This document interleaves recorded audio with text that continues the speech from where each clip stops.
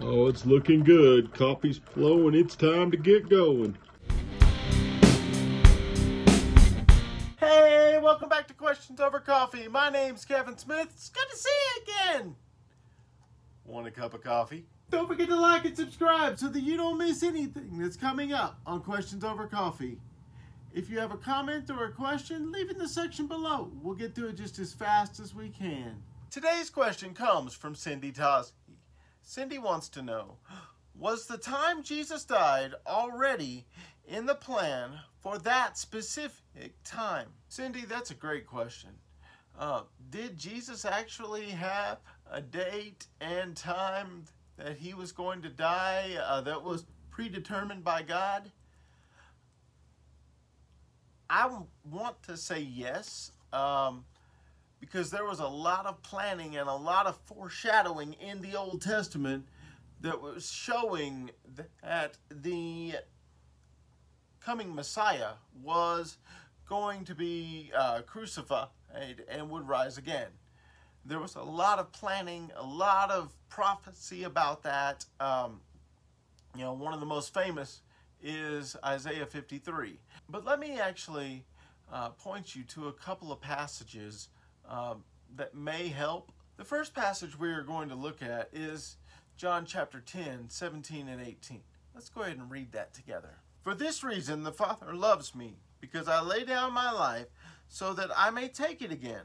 No one has taken it away from me, but I lay it down on my own initiative. I have authority to lay it down, and I have authority to take it up again. This commandment I received from my Father. Okay, so at this point, Jesus tells them that the authority to lay down his life and the authority to get his life back, to receive it back, is his. It was given to him by his Father, and basically, like we already mentioned in another video, he was calling the shots here. So it is very possible that the authority of the when is his to call. But let me actually point you to, a sermon that Peter was giving to the people on the day of Pentecost. Let's go ahead and look at Acts chapter 2, verses 22 and 23. Men of Israel, listen to these words. Jesus the Nazarene, a man attested to you by God with miracles and wonders and signs, which God performed through him in your midst, just as you yourselves know. This man, delivered over by the predetermined plan and foreknowledge of God, you nailed to a cross by the hands of godless men and put him to death. So Peter seems to be indicating in that passage that this plan was not just kind of thrown together, so to speak. Instead, that Jesus was part of God's well thought out, well planned, predetermined, and foreknown plan to rescue his people. Now, based on the fact that the death happened during the Passover week,